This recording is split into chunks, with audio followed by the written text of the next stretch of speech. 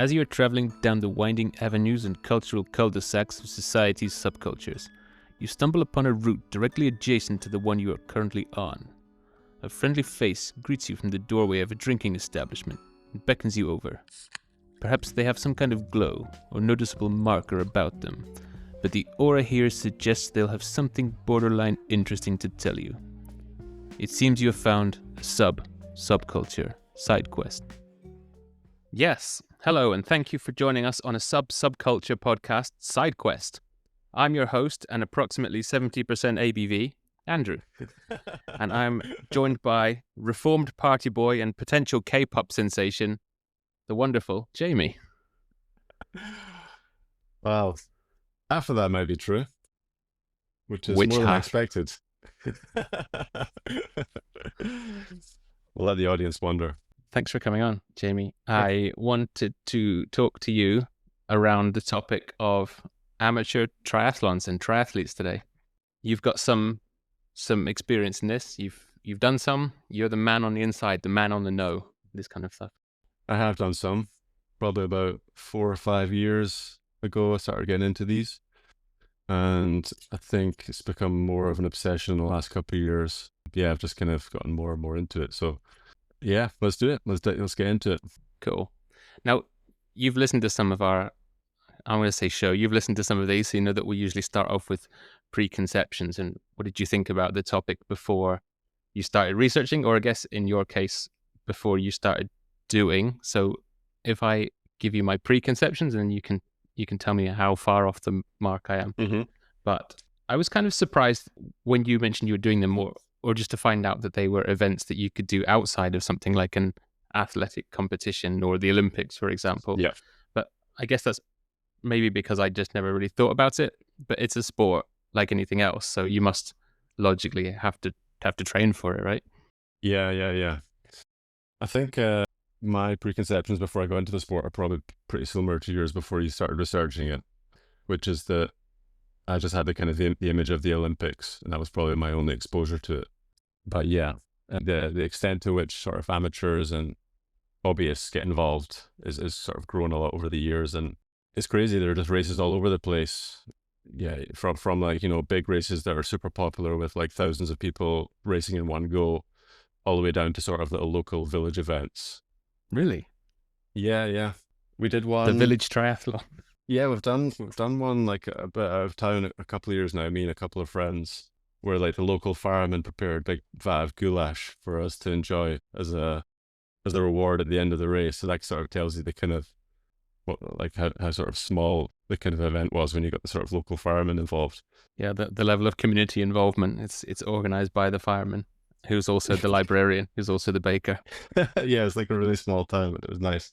That was a good one. I mean, there's kind of two ways to do it. You can use, people say that you can either race, for amateurs, you can either race to complete or race to compete. So yeah, lots of people are doing it as a kind of way to just kind of challenge themselves physically. And they're really just looking to cross that finish line and that's like a massive achievement in itself, especially for the longer ones. I'm sure we'll start talking about the different distances and stuff. Whereas like some people really like to race and try and go as fast as they can. And if you're an amateur, you're also called an age grouper, because it's essentially what you're competing against people in your own age group. So there's a podium at the end of most races to say, you know, for the males, 31 to 35, who are the top 3 in that category, and then so on for the other ages, and for the women as well, of course. Cool. So you've dropped there that it's, as you said, it's a sport, it's a race. I guess definition-wise, if no one's quite sure what we say will mean triathlete, because there's a whole load of them, like the decathlons and heptathlons and stuff like that. But the triathlon, from what I understood, is, and actually this came from the Wikipedia page, which gave a nice quick summary, the source of all knowledge, the Wikipedia. an endurance, multidiscipline race of swimming, cycling and running over various distances. Competitors aim for fastest overall completion time, and you race each segment sequentially with the transition time included, which I guess is the time getting out of the water and jumping on your bike, for example, right? Yeah, exactly. And I think that's kind of what makes it different to like your heptathlons, your decathlons, where Understandably, there's a lot more sports involved in those, and they're very different and not necessarily compatible. So they're done sort of separately, right? Whereas in triathlon, it's three disciplines, and you're timed from start to finish, how long it takes you to complete all those three disciplines, which includes the two transitions, which get called T1 and T2. So yeah, T1's jumping out the water on the bike, and T2 is jumping off the bike and into the run. Dropping the heavy lingo of the sport already. What's your best T1, Jamie? Gotta educate the people, Andrew. Gotta educate the people. That's true. I was educated by just looking it up. So the origin of the word is from Greek, tres, and athlos, for three, and competition, respectively. Don't let Christophorus listen to this and hear me butchering his language. Yeah, I mean, you already know more than me, it sounds like. But yeah, Christophorus is our mutual Greek friend, who is actually the guy who got me into the sport, now that you bring him up. Because, yeah, like I said, before starting it, I'd only really heard of it in Olympics and I didn't know anything about it. And I knew he did them, and I'd been cycling with him, and it sounded like a cool thing to try. And I just kind of got the bug as soon as I did my first race. So he's your endorphin dealer. He was like, hey, come and join me. First hit's free. Something like that, yeah. I also read that the earliest recorded event of the triathlon was in France in 1901, which actually surprised me. I thought if you're going to take a Greek name, it would go all the way back to like the ancient Greek Olympics or something like that, but apparently not. And that was running, bicycling, and canoeing, for the gentleman who doesn't want to get wet. Yeah, no, it's fairly recent to the Olympics. I think when it first started getting big, I think it was in the 70s, and it was the Ironman version of the triathlon that kind of kicked off the whole thing, which is a much, much longer distance than the Olympic version. I think when they introduced it into the Olympics, which I think was in the 90s, they obviously had to make it something that was a bit more spectator friendly. So they made it a much shorter, essentially. Yeah. You're not far off. Apparently, it's been in the Olympics since 2000, year 2000 Olympics. Okay. And it had its modern beginnings in California in 1974, allegedly, which, again, that's the third thing I've talked about that started in California. The other one was arm wrestling and furries. Now, I think we're building up a multidiscipline right there. You're already wearing special suits to do a triathlon. Can you do a triathlon in a furry suit? Oh, man. I heard about a story of a guy who decided he wanted to do a marathon, and to give himself an advantage, he would make himself more slippery through the air, and he oiled himself up, which prevented him from being able to sweat, and he died quite quickly. I don't know why, but that suggestion to wear a furry suit just reminded me of that. I think it'd be a terrible, terrible idea. His skin couldn't breathe and he died. I was thinking it was going to be like the greased up deaf guy in Family Guy. That he was like, no one could catch him, but no, he actually just killed himself. Maybe he was inspired by Family Guy, but it turned out very differently. Oh dear.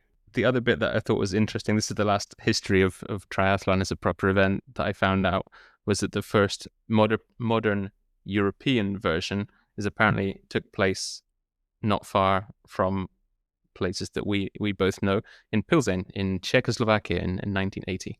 Oh, cool. There we go.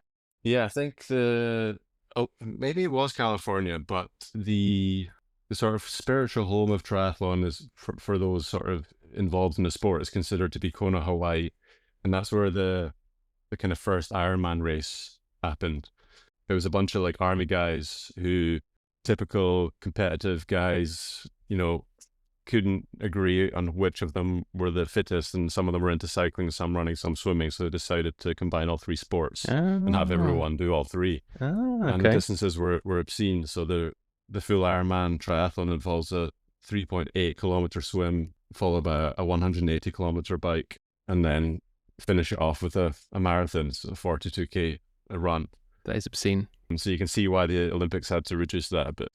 No one's going to watch it for 7 hours. Exactly.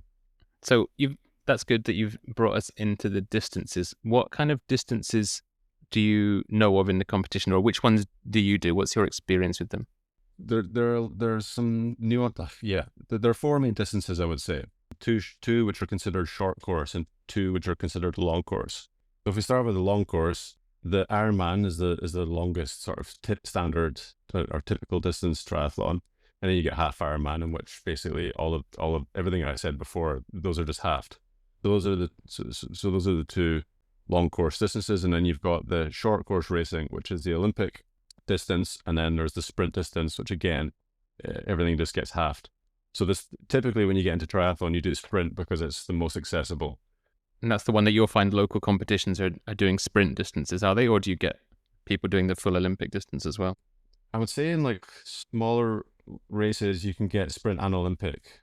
Usually when you get the long distance racing, like half and full Ironman races, they're bigger events that are more expensive to prepare, obviously, and involve more logistical challenges like closing the roads for quite large areas. So they're, I guess, a bit rarer.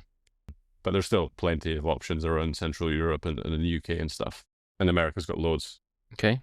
I can see, I just pulled up race formats here. So sprint, that's the more common one. That's what you've run, right? Or I say competed in. It's not just running. Most of the ones I've done have been sprints. I've done like 2 Olympics and a half Ironman so far. You're a machine. Half Ironman as well. That was just a couple of months ago, actually. You savage. That was, yeah, you said you did a whole bunch of running events not too far apart, like weeks apart, and then you finished it off with a half Ironman triathlon. Yeah, I think that sounds right. I think there was a month gap after the marathon. And then after that, I was sick of racing and needed a break. I've decided to cut this. I'm not talking to you anymore. I'm just sitting here getting fat on whiskey and you're out running full marathon triathlons. You're having more fun. I'm getting more cancer, that's for sure. So sprint distance, 750 meter swim, 20 kilometer bike ride, 5 kilometer run, or in not real money, 0.47 miles swimming, 12-mile bike, and 3.1 mile run. That's the one you've done a couple of or more of? Yeah, I've done a few of them, yeah. Do them for breakfast? No, they're not actually necessarily easier because you end up just going faster and it's just more painful, to be honest. I guess the part I would be most afraid of would be the swimming bit, even though that's first and everyone knows how to swim, but no one knows how to swim competitively, I would say, unless you start doing these things. It's not called a biathlon, that's something different. A duathlon is cycling and running. That's right, yeah. No, you're not wrong. The swim is usually the most intimidating part of it for people getting into it, partly because of the fact that it's just a much more technical endeavor than cycling and running, much more technique involved. So yeah, if you're not used to swimming, especially swimming in open water, it can be quite scary. And then on top of that, you've got the sort of mass starts. So, the horn goes and everyone just jumps in the water and you're surrounded by flapping limbs, sometimes getting knocked in the head. Oh. And then it stretches out for a bit and you think, okay, the worst is over, but then you have to go around a buoy or something, and that's where all the bodies start to aggregate again. And yeah, it can be quite stressful for people. So that's definitely the most intimidating part, I would say, for the majority. It surprised me when I saw it over here televised. It would have been the amateur, like, oh, this is the weekend one somewhere down the road, but it happened to have like a small TV crew that were covering it because there are people that take it super seriously. And yeah, it was like, jump into a lake, you swim out to a certain point and back, and then you're straight out. You've got to try and get yourself onto your bike. But yeah, I was really surprised to see smaller events like that being shown on TV as well. That's pretty cool. Yeah, I've never raced a televised event as far as I know. But when you get one of the cool things about triathlon, and I think possibly one of the reasons the longer Ironman races are more popular and more of a kind of more iconic for amateur triathletes than, say, the Olympics, is that in these big races, especially Ironman branded events, you kind of race alongside the pros. So there'll be different start times from the pros to the amateurs. But often the pros and the amateurs will be on the same course at the same time. There's overlap, which I think is quite cool and quite inspiring for people to be able to sort of race alongside their heroes and stuff. I think that's also the same for marathons. So it's a similar idea. Oh yeah, I guess if you entered the London Marathon, for example, and you might be way back in the starting line, but you might not be. You might be somewhere near Mo Farah or somewhere like that, someone super famous that is in one of these events. Exactly. Yeah. And there's not many sports like that, right? Where you can compete alongside the pros. Yeah, they very rarely let me just walk into Wimbledon when they've got stuff going on. Yeah. Just a few hits with Alcaraz. Yeah. The easiest way I've found is to grease yourself up and just streak straight in. Perfect. I need to see that on TV. Yeah. No, I don't know what to think what the commentary would be on that. But you've mentioned that Christopher has got you into it and that you can race alongside the pros. Do you think any of that played a motivating factor in you getting into it, or it really was you wanted to push yourself, or what made you choose to do it like the first time, and what keeps you coming back to it, I guess? I think it's just quite fun. The racing is quite fun. It's like, especially the sprints are quite, I've done more of the short course ones, so they're a bit faster as you would imagine. So it's quite like adrenaline fueled. And that feeling of getting out of the water and jumping on your bike is quite exciting. And then the run is always the hardest part because you're running out of energy. You don't have that adrenaline of the high speed that you have on the bike. But by the end, you're just completely destroyed. But then the sort of endorphins kick in, the post-exercise endorphins, and you realize it was a great challenge, and you just sort of start forgetting all of the pain that you experienced towards the end of the race and convincing yourself that it was all good, and you sign up for another one. You get that high and sign up for more. Yeah. As soon as you finish, this is the best. I think there's definitely a period where you suffer a little bit at the end before you start getting excited for the next one. But yeah, the racing's quite fun. I just like that sort of low improvement that every time I go to a race, I've been training, I've been cycling, running, swimming. So I feel like I've improved, which is a nice feeling, I suppose, that sort of progress. So I think enjoying the training is a big part of it for me as well. I'll actually enjoy the sports. So, and then I guess when you get to race, it's just sort of, you've done the hard work. So, here's what I have to show for it. And if you perform well, it's a great feeling. If you don't, then, well, there's always another race. It's just a hobby after all. I wonder if that's a common motivation. Like someone gets into it because someone else does, or they want to push themselves a bit and then you carry on doing it. I mean, it sounds quite relatable, unless you can't picture yourself doing any kind of exercise, which I feel like half the time. My impression, and this is just from sort of being on the triathlon subreddit, whereas a lot of Americans, is that in Europe, it's more people who really enjoy the sports. And of course you get that in America as well, but I think they're really big in America, and there's more people who are just, as I said earlier, doing it to complete instead of to compete. There's lots of sort of like couch to Ironman stories, or posts on Reddit saying how long, I'm basically not very fit and I want to do an Ironman to get myself into shape. How long would it take me to train? And all these kind of posts are really common. So I suppose a big motivation for people is just the fact that it is such a big challenge if you're not already into these sports, or if you're not already quite fit. Mm-hmm. So they're not looking to win any medals or anything, but it's a big challenge, and I'm sure a big achievement and sense of accomplishment if they complete it. And maybe they just do one, or maybe they get the bug like me and they stick with it. Get the bug like you and become a superhuman. Resented by all around him.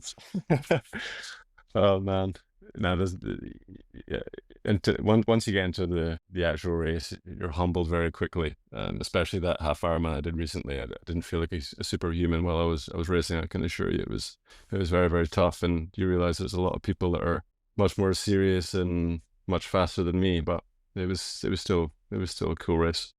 I guess I can understand that from a point of view of having done small time, nowhere near that running events, like a few half marathons, but even I won't sign up for one of those every year, but I quite like to do a 5 or a 10K. And that's beyond the training and beyond doing the event to finish, because if you've done it once, you think, there's no reason I shouldn't be able to finish this. There is a sense of accomplishment, even from just completing it again this time, and I'm not even necessarily doing it to be quicker. But yeah, the people that are doing that, even as an amateur, like, they're the best in this city, but they don't really go anywhere else for it. They're not trying to be the Olympic athlete for it. They'll be doing it in obscene times, or what I think is obscene times. They'll be, if it's a lap-based one, they'll be finished the whole race before I've done my first lap and had my first heart attack. Yeah, so I think when you get into these endurance sports, you realize how like fast even amateurs can get. Like elite amateurs, just yeah, it's crazy, and they're not even professionals. So yeah, I think that's what makes it interesting and cool is that you can get into it for different reasons, and whether you're super competitive and improving, or whether you're just doing it to stay fit and be social and have a laugh. Like it's all good, right? As long as you get out there and you're active. It's quite nice that you mentioned that you do it with a group of friends as well. So it is really a social side to it. And Hmm. there is a nice atmosphere at these events. You know, there's the stalls, there's race music set up, there's a starting gun, and there's kind of a sense of camaraderie when you're on it, even if you didn't come with someone. Do you feel competitive against other people when you race? Or if you're, I don't know, shooting for your best time, do you feel mostly competitive with yourself? I think it's more the latter.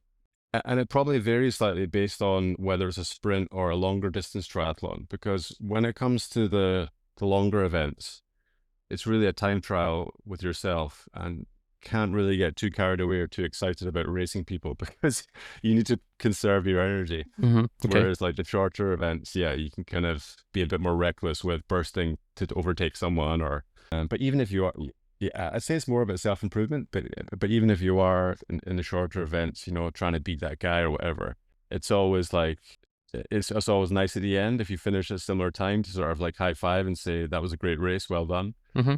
Yeah, that's another element I like about it. But yeah, the longer ones are more of a time trial, I would say, where you have to just kind of stick to your pace. Otherwise, you risk just completely chucking it. I don't know if you've seen in your research any funny videos of people just like collapsing. Well, I shouldn't say funny. I mean, they all survive, but sometimes the body just gives up. You can say funny. I call it funny. I'm a terrible person. I would laugh at it. I still enjoy that thing that, what was it, Paula Radcliffe pulled over to the side of the race at like the London 2012 games and took a dump on the side of the street because she was like, well, I had to go, but I had to carry on with the race. Yeah, I mean, if you imagine like that's a marathon, right? And in an Ironman event, they've already done 3.8K swim and 180K bike. Sorry, I can never remember what it is in miles, but it's a long bloody time. So there are definitely accidental poops happening in those races. Absolutely. And these days, like one thing we haven't spoken about yet is the nutrition side of it. These longer races, they say it's almost like there are a few sayings in triathlon, and one of them is that the fourth discipline is nutrition, because you have to fuel if you want to be able to continue to perform hour after hour after hour. And so there's, people are just ramming energy gels down their throat, and that's going to have an impact on the old bowels. I was going to say, is that your excuse for eating so much chocolate? It's not a glamorous sport, put it that way. Not when you put it like that. Non-glamorous part as well. This is the joke that I've made to you, I think, twice now, but I enjoy it. So I wanted to ask you about the gear that you wear. Yeah. You have a tri suit that stays on you for all three disciplines, as I understand it. Please correct me if I'm wrong. And I wanted to know if you've ever had, a wardrobe malfunction, something that's gone wrong, and worn the wrong type of underwear, perhaps, and ends up with a Borat Mankini situation going on as you're streaking across the finish line.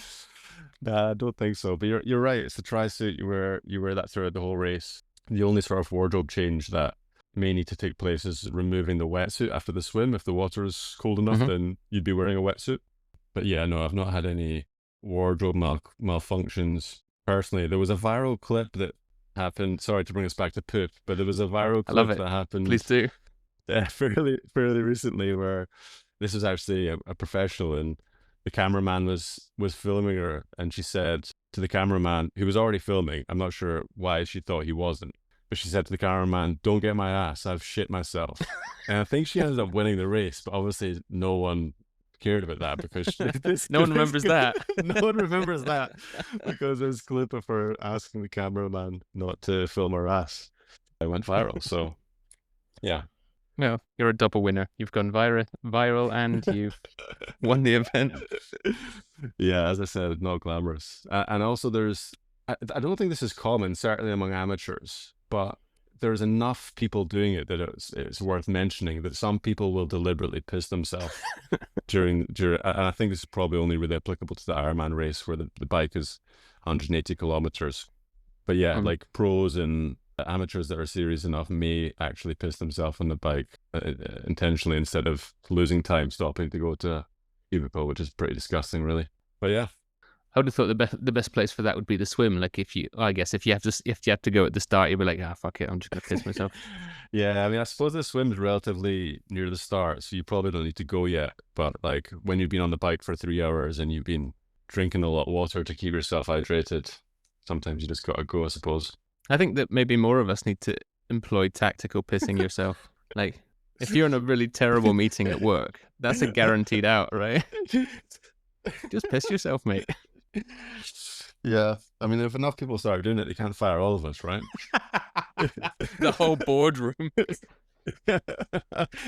Just has to be coordinated correctly. I'm going to advertise it. Tired of meetings? Uncomfortable funeral?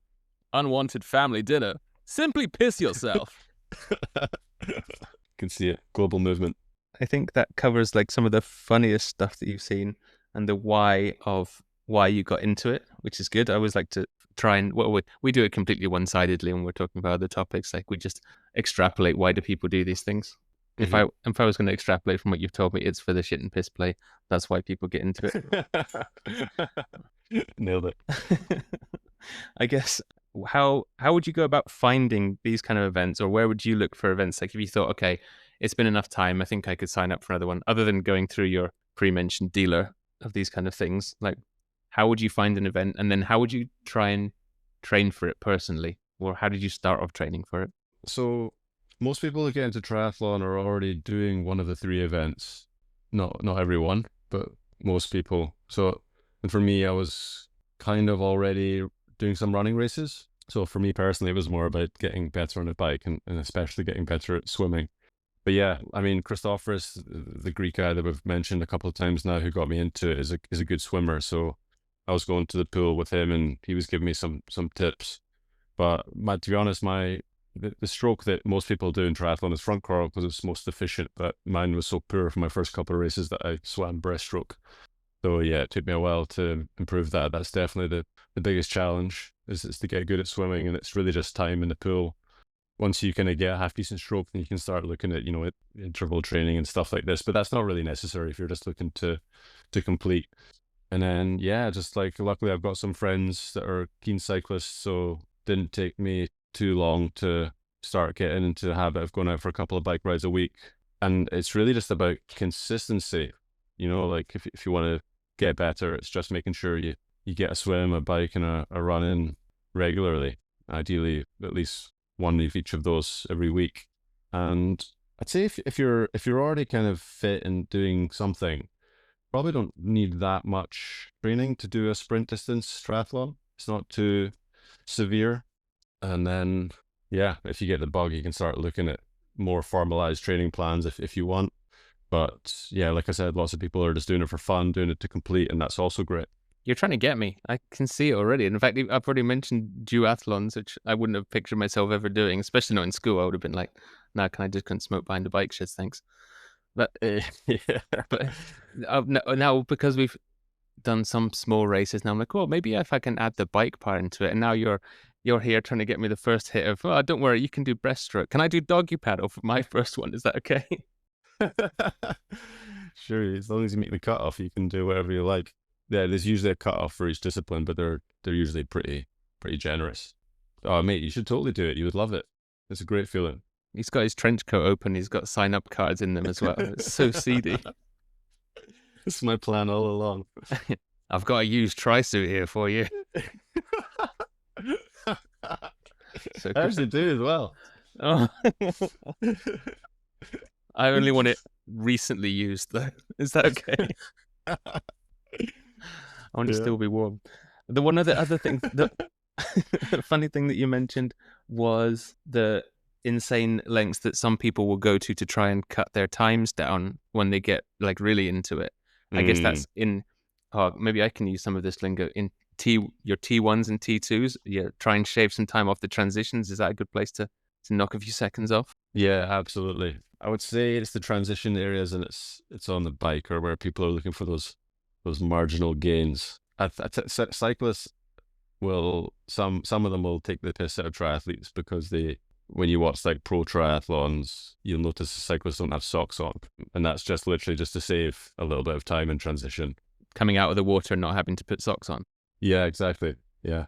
And then on the bike, it's just anything to make your setup more aerodynamic. And it's just whatever the pros do, the keen amateurs tend to copy.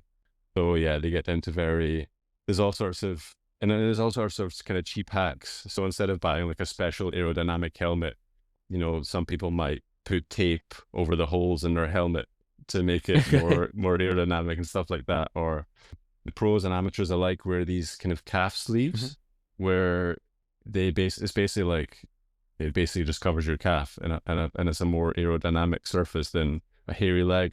Oh, is that what it was for? Yeah. I was going to ask if you'd, ever taken it too seriously and shaved your entire body in preparation. I've not. I mean, shaved legs is something that triathletes and cyclists both do, but I've resisted. I think my wife would divorce me if I shaved my legs. So there are some lines I cannot cross. Come in slippery smooth. There are some lines I cannot cross. I've taken the saddle off my bike quite some time ago. Is that going to help me? It's going to be lighter. It's not going to be very comfortable, but it will be lighter. Trust me, I've gotten used to it. Slides right on. That's a different kind of event you're looking for, I think. Yeah, probably. That's where it crosses over with furries. Yeah, so you basically got these like triathlon bikes, which are pretty similar to time trial bikes in cycling, but they're sort of adapted for triathlon so that you can store like energy gels in them, and they just have like extra storage for like water hydration systems. And because like, I mean, you're on a bike for hours, and especially in the full Ironman distance. So yeah, you need your food and your hydration on there, and all of these extra like components to the bike are made to be as aerodynamic as possible. And that's just ridiculous, like how much money you can spend. That's the other thing. Like lots of people complain that it's expensive, but that's actually not true. It's only if you buy all this stuff, which you really don't need to. You can easily do races on the cheap, and they can be just as fun. Get that duct tape out for your helmet, and whatever bike you've got already. As long as you can pedal fast enough on it, you'll have a good time. Is that what you're saying? Oh yeah. Yeah, I mean, I've seen plenty of people doing like triathlons on the road, but using a mountain bike because that's the only bike they've got, and there's absolutely nothing wrong with that. That's where I'd end up. Although maybe I could bring my 1980s favorite along, but it's probably not gonna do me much good. Maybe not that competitive. Oh, that'd be the most stylish bike on the course. I love that old school bike. Maybe. That'd be a nice one. Downtube shifters are not that efficient, perhaps. No, it's true. Okay, this is good. This has taught me a lot that I've probably asked you half of this over several pints and just forgotten, but it's been quite good. It's like a good pub chat, but with more education. I'm one step closer to getting you into a race. I can feel it. You say that, but I'm several whiskeys in, so if anything, I'm several steps away from being race ready. You'll be pipping yourself in no time. That's my training. I'm going to start on that part right now. Yeah. My wife would be like, "Why are you doing that?" And I'd be like, "Jamie said it'll make me a better athlete." Yeah. Shaving your legs and shaving my legs and shitting myself. I think that's going to be the subtitle for this episode now. Perfect. Yeah, I think that pretty well covers it from my side, unless there's anything else you wanted to throw out in the end there. Anything you were dying to tell me? No, sounds like I think we've done a good overview. Thanks for coming on my side quest with me. Bonus XP for anyone that listened to it and got this far. It's a pleasure. I'm a big fan. I've listened to all the episodes so far and look forward to the next ones. Thanks. And if you are listening to this and have made it into this far, congratulations on your extra XP and all the poop talk. I hope you're shitting yourself in anticipation for your own race. But while you do that, potentially, you can engage with us on social media now. We've got social media accounts. You can find us on X or Twitter, and that's at Sub-Subculture, or you can join or comment on our Reddit, which is our Sub-Subculture Podcast. We even have a YouTube channel now, so you can leave us all the abuse and comments you want on Reddit, YouTube, wherever you want to abuse people. Not Jamie, he's beyond abuse. He's some kind of superhuman. He's not going to be here. He doesn't want to hear from you. Don't send him messages. Lovely. But until next time, thanks for joining us, Jamie. This has been the Sub-Subculture Podcast. Nice one. Cheers. Bye.